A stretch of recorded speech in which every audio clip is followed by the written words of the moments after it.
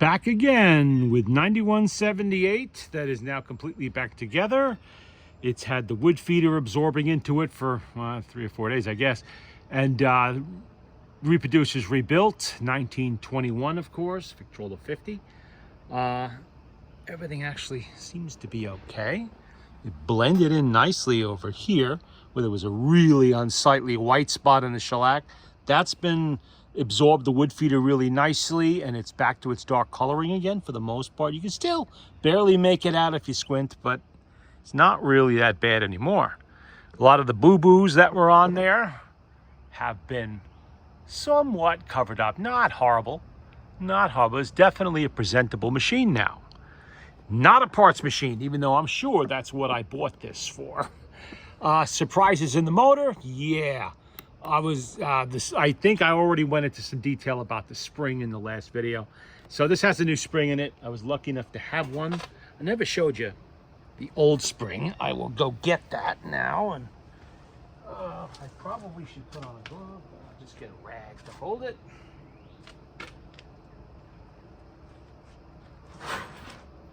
Okay. Oopsie. Let's take a look at this. Yeah, you can see the wear pattern on there. This was heavily used. Definitely need to replace. And as it sits there, it's pretty limp noodle. It's not really unspooling itself naturally. Came out with no effort. So yeah, this definitely needed to be replaced. This is a machine that was actually used, and quite a bit by the look of it. But being a Victor, that wasn't a problem for it. Whoever had it was taking care of it properly. I went into the maintenance, the importance of maintenance.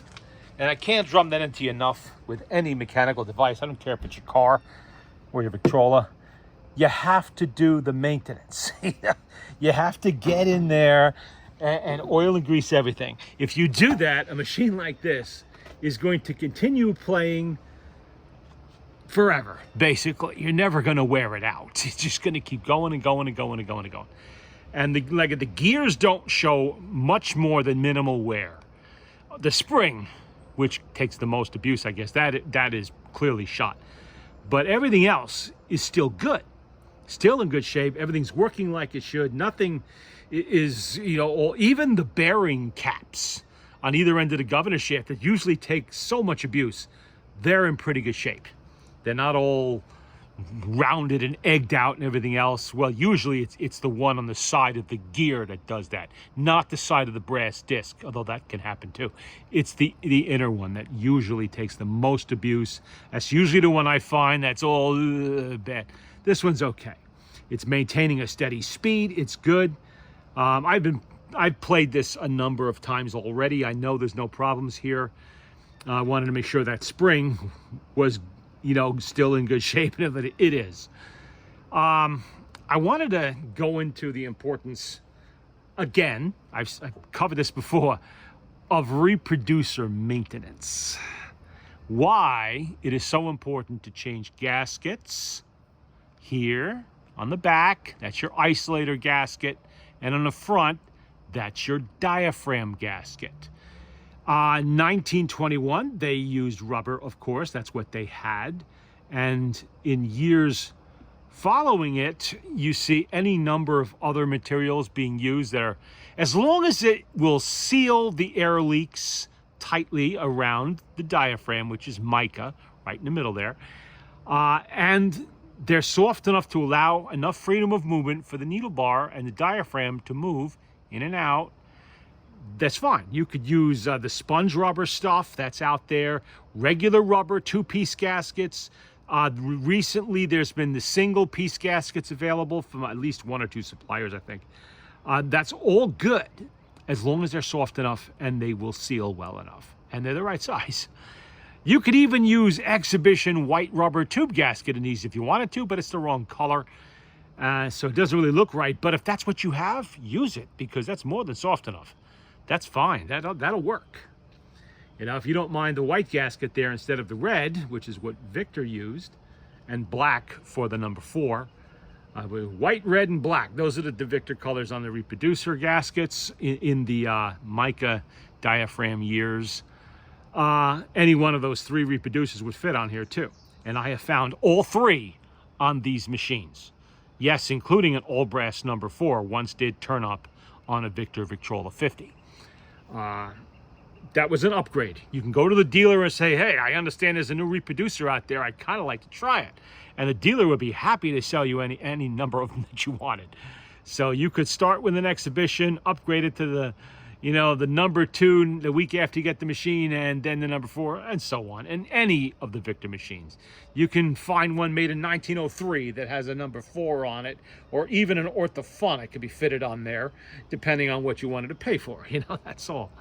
The isolator gasket, I know a lot of people like to overlook that, because while it may be, rock solid and everything like that, it hasn't come out of the backing. Everything still mounts tightly to the tone arm. So you think, what do I really need that for?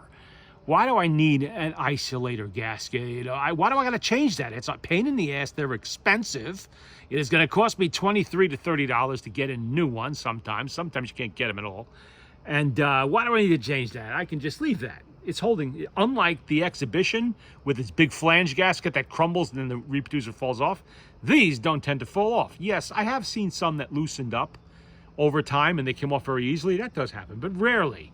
Usually they'll become a little misshapen in there, and the problem with that is now the brass ring is not sitting where it should, and your reproducer is going to be cocked in a way it shouldn't be. But sometimes they're just in there and solid, but they still are straight. You have 2 basic kinds of grooves in disc records. You have the Edison and the Pathé, which are vertical. The grooves, the striations in the grooves in there, they go up and down. The needle rides up and down in the groove like that. That's your Edison and that's your Pathé.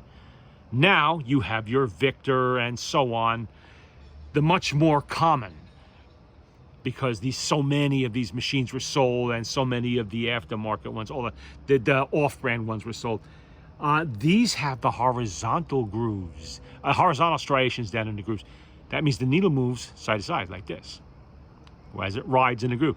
Now, why is it important to have full freedom of movement for the needle bar? This is your needle bar right on there. All right, when you have a new gasket in that diaphragm, you have freedom of movement for the diaphragm, so the needle bar can push that diaphragm in and out easily like this.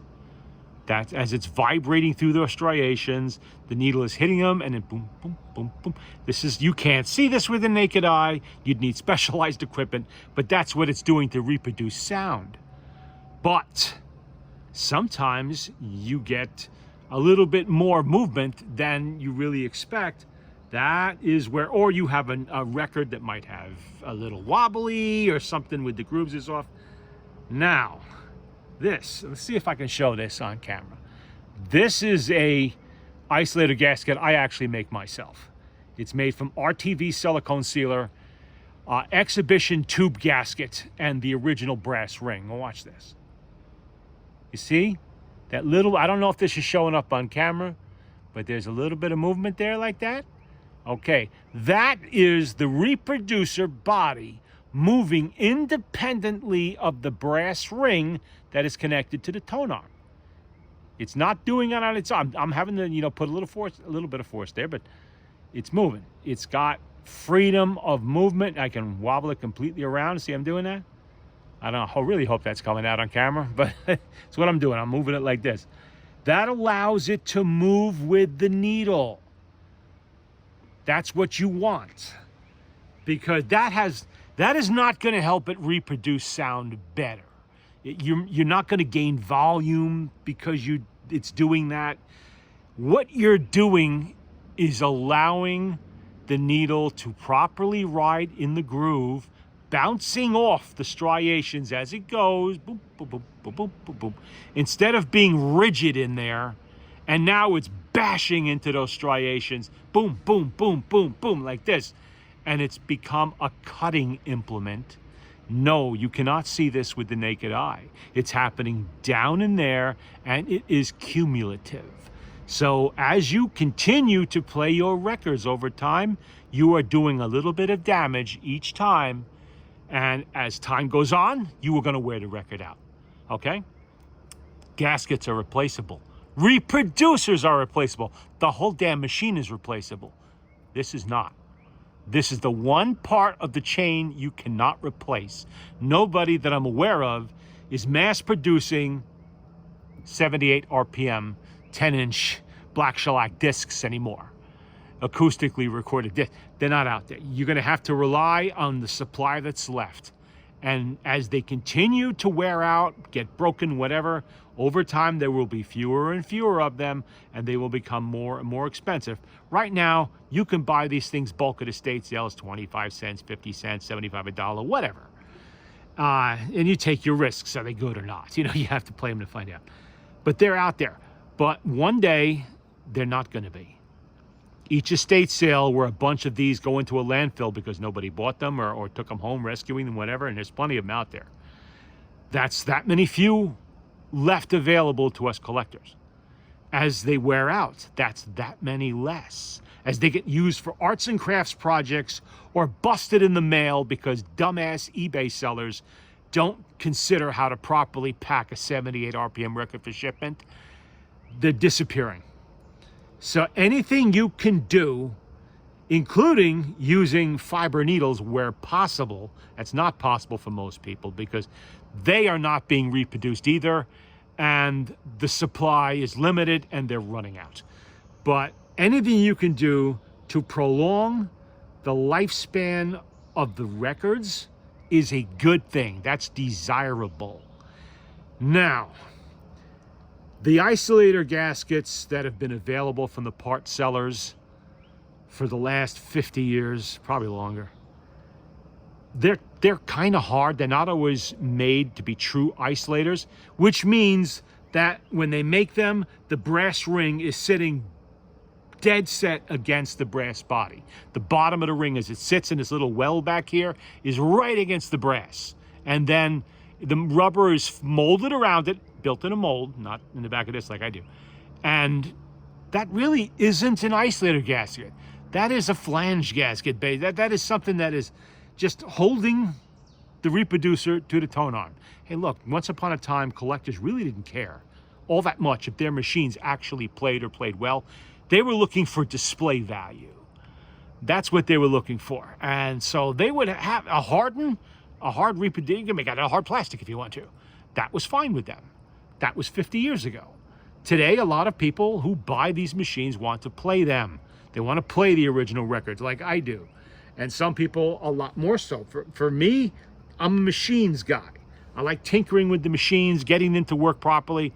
I'm not so much a record playing guy. I have all of these tunes on my phone. I can stream them right to the big JBL speaker in there, and I could blast the neighborhood out, and everybody could rock out to Paul Whiteman if they want to. You know, I could do that. I don't need to play the original records on the machine, but I like to do it periodically because, one, demonstrating the machines, testing the machines, and just because it's cool to listen to them.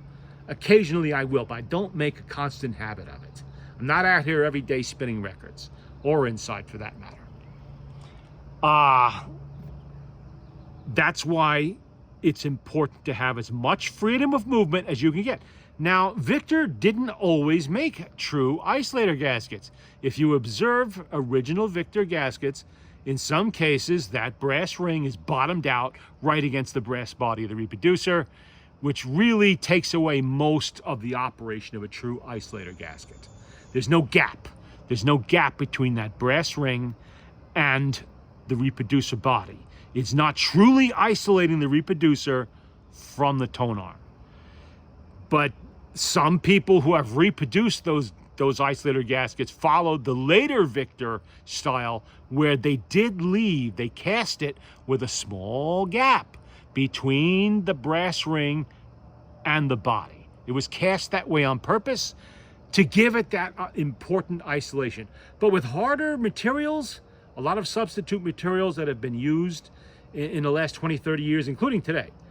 Right now, I consider every isolator gasket currently available on the market too hard for the purpose. None of them have the freedom of movement this does. What I do is very simple.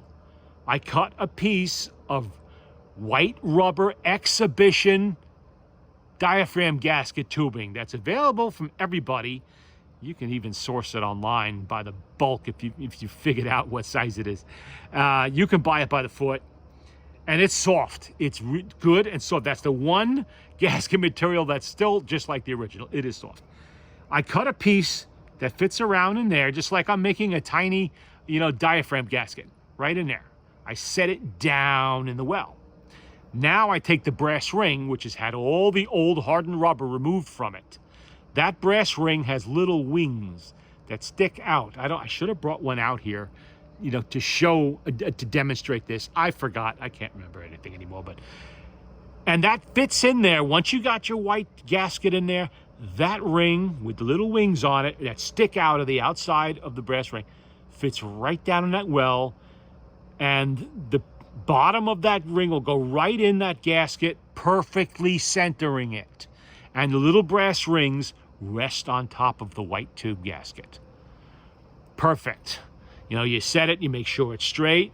Then you take your RTV black silicone gasket maker.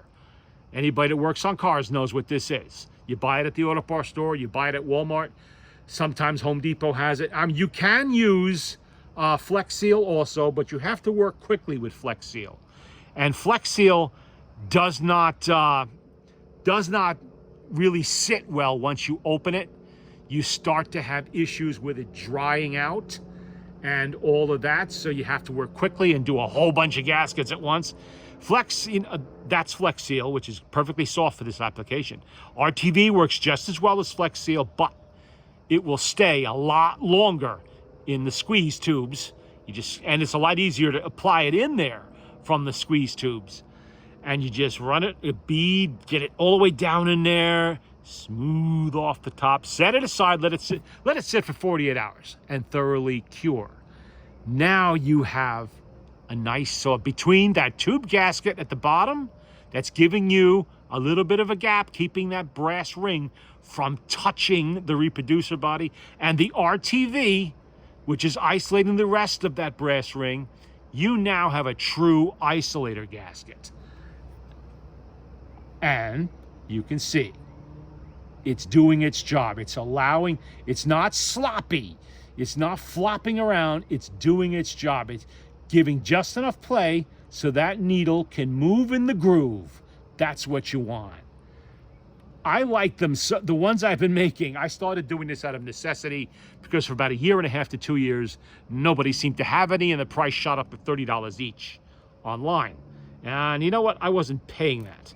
So I had this huge backlog building up of number 2s and number 4s. So I started experimenting with ways to make my own. There's a video about this, probably more than one. And I like my own isolator gasket. Even though you can go to the part sellers now and buy a ready-made isolator gasket, I like mine so much that I'm not going back to the ready-mades. And I'm even taking some out of my older rebuilt reproducers, mostly as, I redo, like I've done several 50s over again at 35. My older Victrolas I've had for more than 25 years are now coming back for service. They're going back on my bench again, and I'm redoing the motors, everything like that. I'm taking those isolator gaskets out, and I am replacing them with my own. That's how much, I like that's the style I come up with.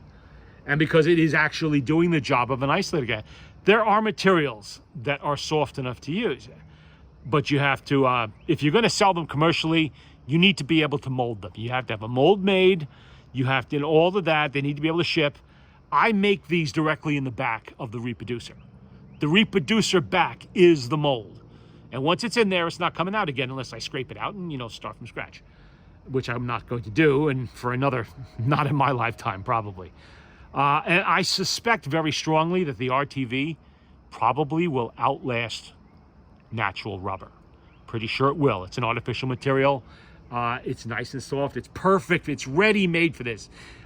I suspect it's also going to be a good material should it ever be needed for the diaphragm gaskets themselves. Don't know. It's going to be really sloppy to make them that way.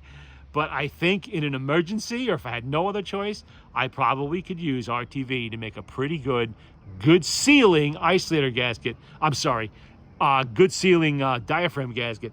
Only problem I could see would be is if you needed to remove the diaphragm for some reason, it would probably break trying to get it out. It would not be easy to get it out of there. So if at all possible, I will continue to use the cut gaskets or the one-piece gaskets as long as they seal well. I had somebody complain to me that the one-piece gaskets, which actually this is using right now, the one-piece gaskets were creating air leaks. And I don't know if they were saying this because they were trying to sell me two-piece gaskets so they didn't have the one-piece. I don't know. I have not found that to be the case. Easy way is when it's done, you simply flip it over, put your mouth to the back rings and blow in it, or suck on it. And if no air goes in and out, guess what? It's isolating. I mean, it's air sealed. It's fine. I have never yet found an air leak using the one-piece gasket, and I've probably used about 20 of those gaskets by now. Never had any problems. And you got to be careful putting those things on the diaphragms too, because you do have to stretch them a little bit, you know, and diaphragms are delicate, so just be really careful if you use them. And I have no problem using the two-piece gaskets, except with the two-piece gasket, because they are sponge gaskets, you do have to preload them, which means you clamp everything in place. You make sure your needle bar lines up with a little hole before you do it. You clamp everything in place, and you set it aside for 48 hours to let the air work its way out of the little bubbles in that gasket, and the needle bar finds its normal position where it should be, and it's not going to move anymore. If you clamp it right away, your needle bar is going to move, and you're going to end up with a needle that has to be a little bit like this, a little bit off. You don't want that. You want the needle straight. And so you do it. With the one-piece gaskets, you don't have to do all that. You just bang, it's together, everything lines up, good, seal it, and you're done. You can move on. Let's play this. You can hear the machine play. This is the Profiteering Blues, Billy Murray.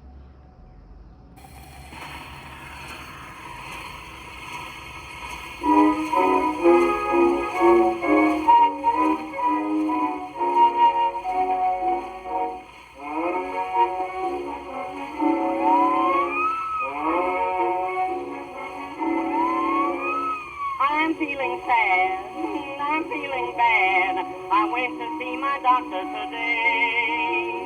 The doctor said, your trouble's gone to your head and you must take my advice right away.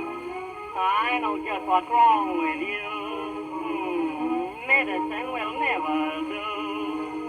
I've had a lot of patients with the same complaint. When he told me what was wrong, I thought that I would faint. I've got the profiteering blues. I've got the profiteering blues. High prices make me sick, for all my clothes are worn through. I'll have to dress like Adam, but what else can I do? I've got the profiteering blues. I can't afford to buy a pair of shoes. Every time I get a raise, I laugh with glee. Then along comes my landlord and takes it from me. It seems the more I make, the more they take. I've got the profiteering blues. Do you remember when prices were low? Days that seem so long, long ago. Gone are the days when free lunches went with beers. Those memories just fill my eyes with tears. Where are the steaks that cost a quarter? Oh, nobody knows. Nobody knows. And where is all the pure milk without the water?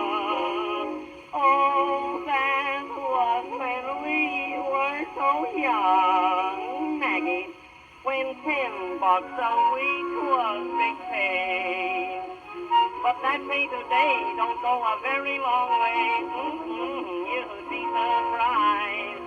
Take your girl to a show and how those $10 will go.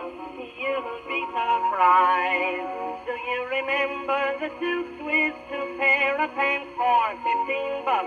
I'll say you do. Now you're in luck if you get just a coat without the pants for 15 bucks. You know that's true. Underwear, underwear. You're so high, soon we'll have to go bare. King Solomon had 1,000 wives, I heard them say. Oh, what a chance he'd have to keep those women today. It's no joke, we're all dead broke. I've got the profiteering blow.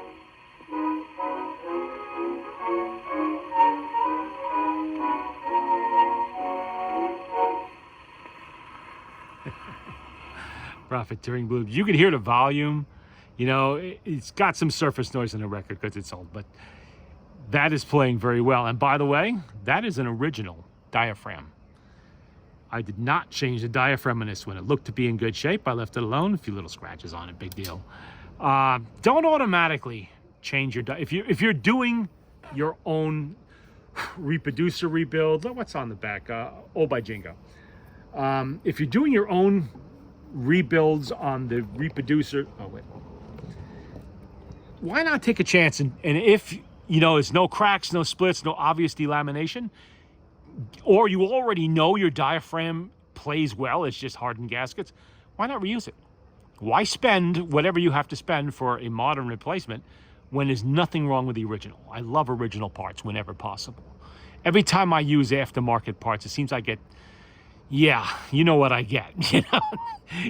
Everybody's familiar by now with my spring odysseys, you know, and all of that with the mainsprings. So I like to try to reuse the diaphragm if I can. This is my reproducer. I can do whatever the hell I want. This machine doesn't belong to anybody but me.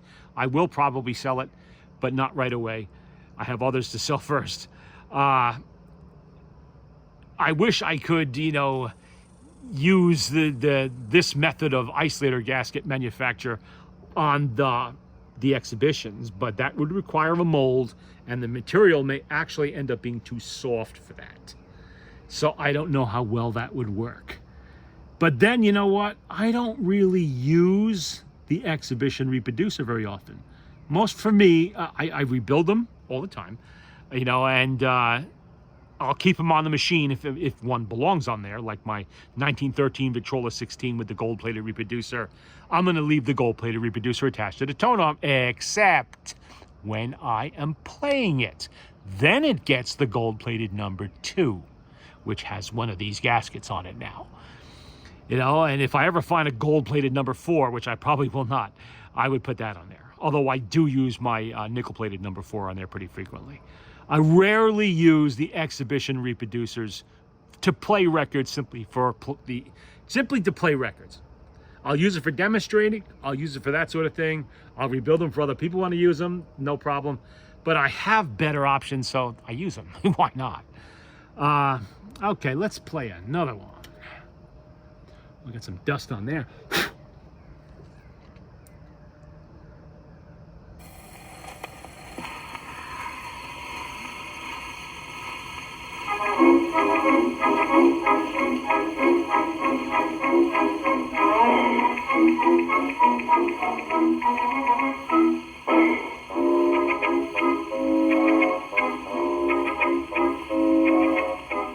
In the land of San Domino lived a girl called Oh My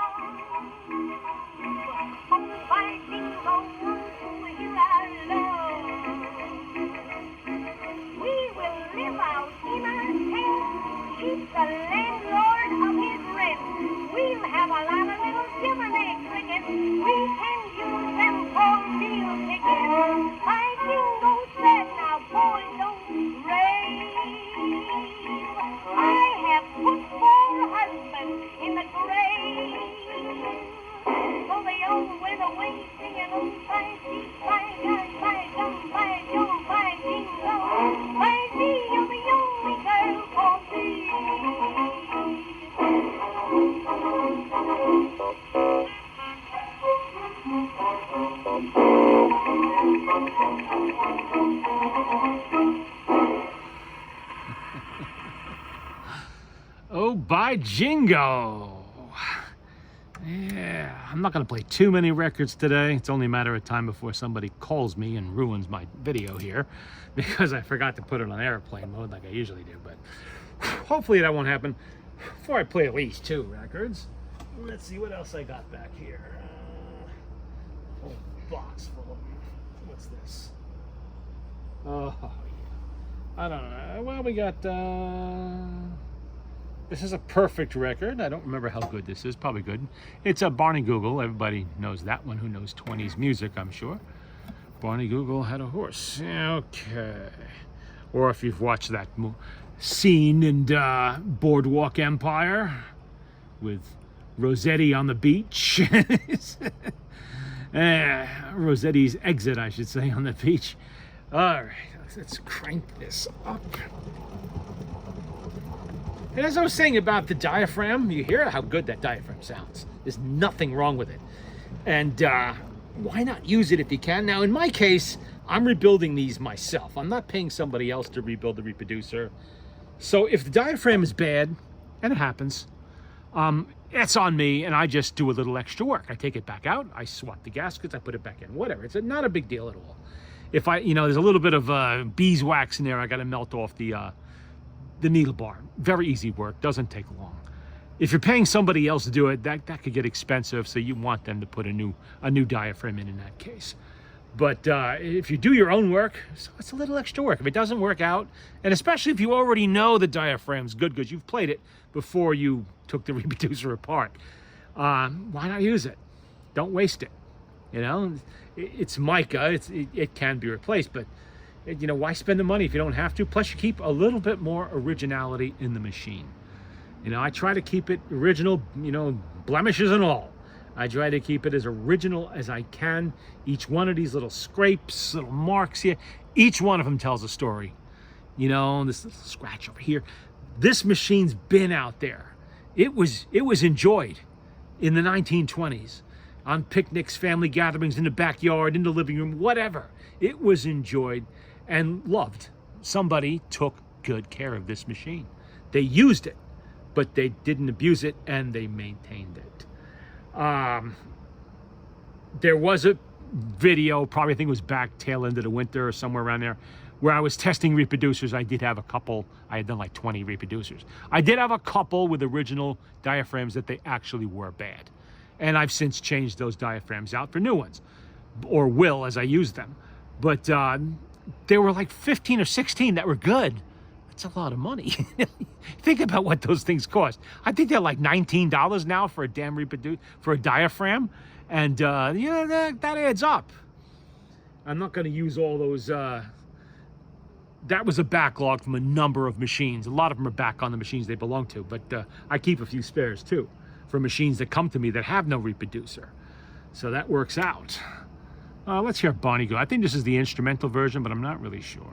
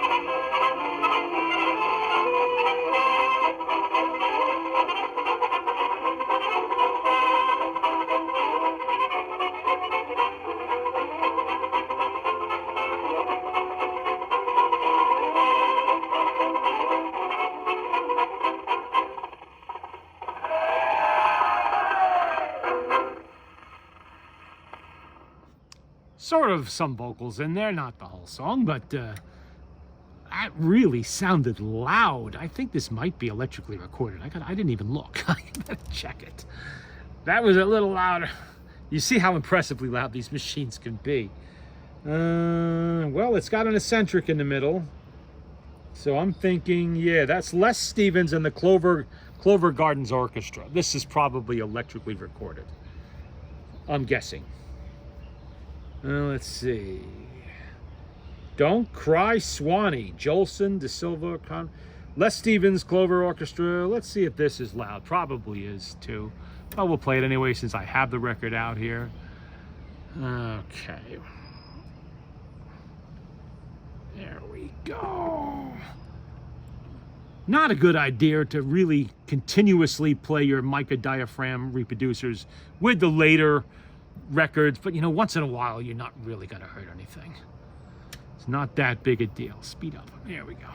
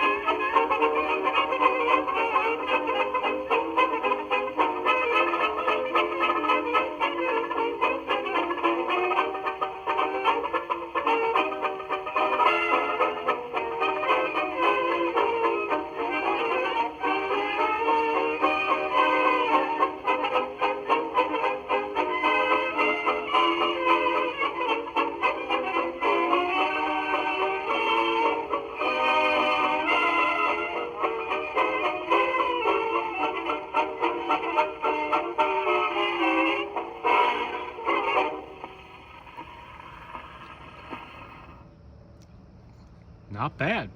Now, what you can do with this video is use this as your baseline for determining, does my Victrola 50 sound like it should, or your Victrola in general?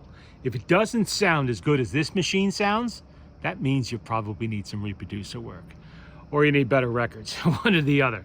I mean, this is an exceptionally nice sounding Victrola, especially for a small machine. It's the way it's designed. It's the design of the horn, the design of the lid.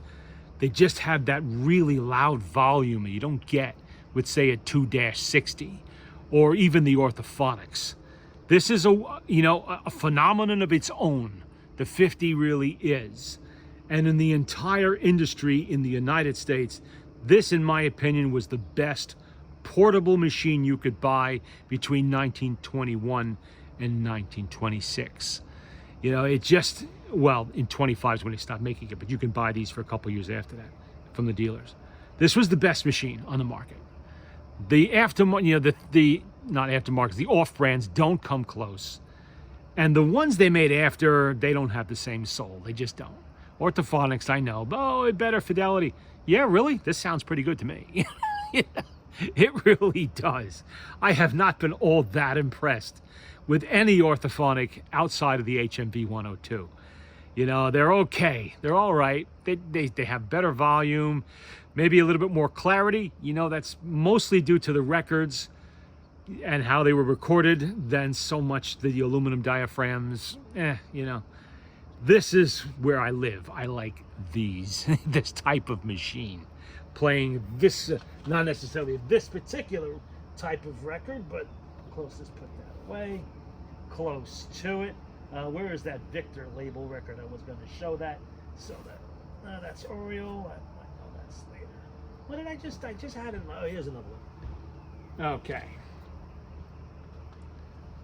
This is Billy Murray again. I don't know why there's a number on there, but this label right there, that's called the Victor Batwing label. The Batwings, that's this right here. That's the Batwings. This is an acoustic recording. This one, it doesn't have an eccentric in the middle. So it's going to be before 1923. This probably, Billy Murray, I'm going to say it's the late teens. 1918 maybe. Haven't looked up the discography number on there. I forget what year this was, but figure 1918 and 1921, somewhere in there. This is the type of record that you should be playing on an acoustic Victrola or off-brand like this. It's what these machines played. This is what they were designed to play. These ones have good volume on a 50, because everything does on the 50. But they don't blast like the electrically recorded records that came along later. And this also has the earlier shellac makeup, which has shale dust in it. Shale dust in the makeup of the record allows the record to carve the needle out to match the grooves of the record. That's important. Without that shale dust in there, it can't do that. And the needle's just riding, just the black shellac is carving the needle. It doesn't really work as well. You end up carving record instead. But this has the shale dust, which sort of shapes the needle a little bit to conform to the groove better. And that's in there before when did they stop? I think 35 was the last year anybody was doing it that way. I would say 1925, because that's when pretty much everything was electrically amplified in recording. This type of label right there, that is your acoustic recording. That's what this machine's made to play. These are commonly available. They're all over the place. Different types of music on there. This is a, what do they call this? Billy Murray, a comedian. I know he is a comedian, but comedian with orchestra. He was really popular in the late aughts and through the teens and early 20s. You know, he did a lot of pressings out there, like Caruso was for the red label, Victor Batwings. You know, they were headliners. They really were of their time. I didn't line this up, did I? I really don't have time to play a record again, but I'll play one more. I'm not gonna wind it all the way, but I'll play one more Billy Murray. Did I change that needle while I was yakking? Shit, I forgot again. I don't remember if I did or not. Oh, I left it loose anyway. So we'll just assume I might not have. We'll put that aside so I can examine the tip while I am putting another needle in there. That's the problem. I get to yakking and I forget what the hell I'm doing. Get in there. And remember to snug this. Don't go crazy trying to over-tighten your thumb screw, because you're going to snap it. It's not very strong. It's very small.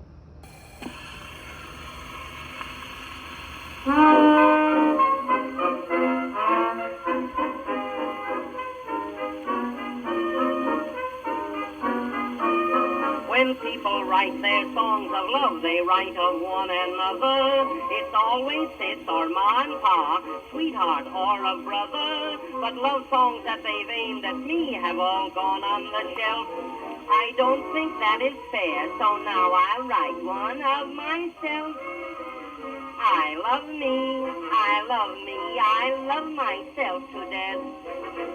I love me till I'm all out of breath.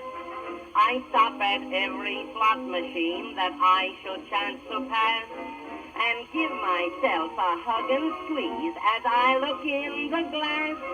Oh, I love me, I'm wild about sweet me.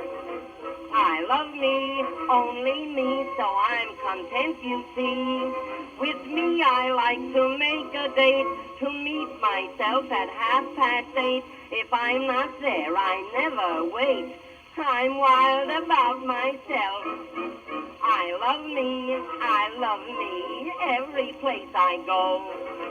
I love me, and at a movie show, I take myself right by my arm and push me through the crowd and listen to myself read me the titles right out loud. Oh, I love me, I love to squeeze my hand. I love me, it always feels so grand. With me I get right in my tub, I let myself give me a rub.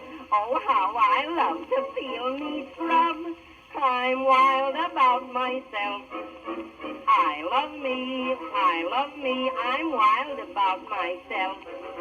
I love me, my picture's on my shelf. You may not think I look so good, but me thinks I'm just fine. It's grand when I look in my eyes and know that I'm all mine. I love me, and my love doesn't bore. Day by day, in every way, I love me more and more. I take me to a quiet place. I put my arm around my waist. If me gets fresh, I slap my face. Ma, I'm wild about myself.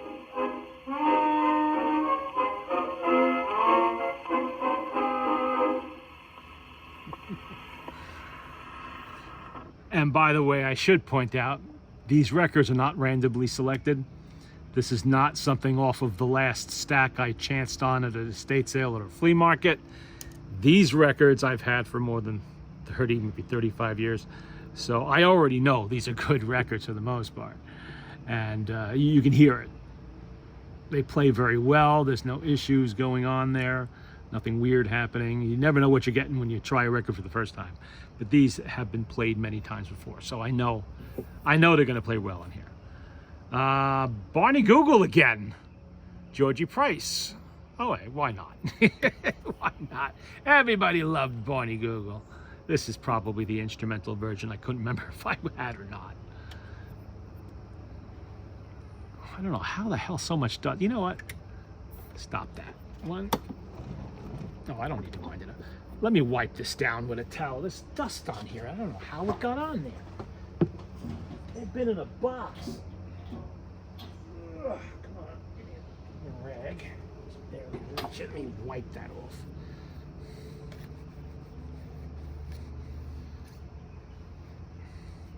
And the other side. All right. That's a little better. I guess they just got dusty in the box. Like I said, I've had them a long time. But usually they don't get dusty in the box. That happens from being left out, which they never have been. All right, spin it up.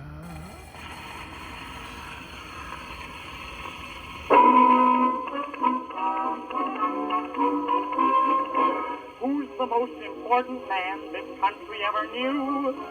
Who's the man our presidents tell all their troubles to? No, it isn't Mr. Bryan, and it isn't Mr. Hughes. And I'm mighty proud that I'm allowed a chance to introduce Barney Google with his googly eyes. Barney Google had a wife 3 times his size. She sued Barney for divorce. Now he's living with his horse. Barney Google with his googly eyes. Who's the greatest lover that this country ever knew? Who's the man that Vasilino takes his hat off to? No, it isn't Douglas Fairbanks that the ladies rave about. When he arrives, who makes the wives chase all their husbands out? Who? Barney Google with his googly eyes. Barney Google said his horse would win the prize. When the horses ran that day, Sparkplug ran the other way. Barney Google with his googly eyes. Who's the greatest admiral the whole world ever knew? Who's the man who sunk a navy in a birch canoe? No, it isn't Mr. Dewey that succeeded in this test. Say, who's the gent whose back is bent with medals on his chest? Who? Why, if you fellas don't know, you're just as dumb as the fellow who thinks Rex Beach is a summer resort. It's none other than Barney Google with his googly eyes. Barney Google is the luckiest of guys. If he fell into the mud, he'd come up with a diamond stud. Barney Google with his googly eyes. Who's the greatest batter that this country ever saw? Who's the man who hits a ball 1,000 miles or more? No, it isn't Mr. Stifler, and it isn't Mr. Cobb. Say, he's the youth who made Babe Ruth go out and get a job. Well, the horses are at the post. If Sparkplug wins by a nose, he ought to win by at least 10 yards. They're off. Who's that in front? That's lunch hour, 12 to 1. Onion is going strong. Go on, Sparkplug. My goodness. Garlic wins by a breath. Sparkplug is so far behind, I think he'll win the next race. See how sad he looks. Who? Barney Google with his googly eyes. Barney Google said his horse would win the prize. Sparkplug ran as fine as silk till somebody hollered milk. Barney Google with his googly eyes.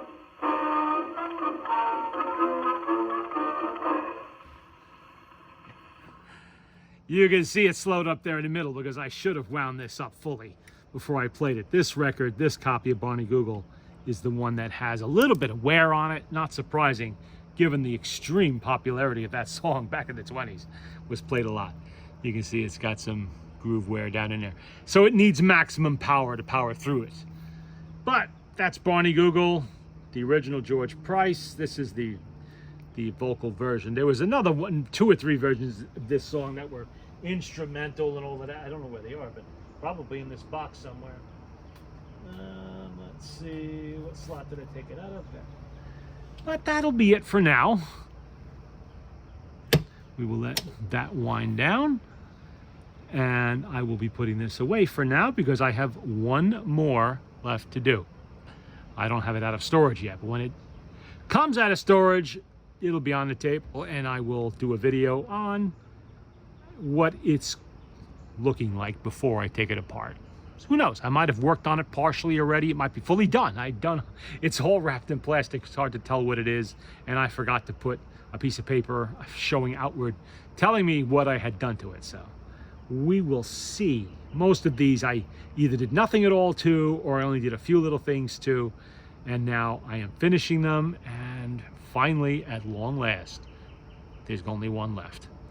Been a long, road to hoe with these. I had a lot of Victrola 50s. It's a machine I love working with. Somebody asked me about doing the springs in a Victrola 18. It's old enough to have the triple spring, not the 4-spring motor. That's 3 individual spring barrels in that one. Not too hard. I have the exact same motor in the Victrola 9 custom job behind me here. I did a video on that 3 or 4 years ago.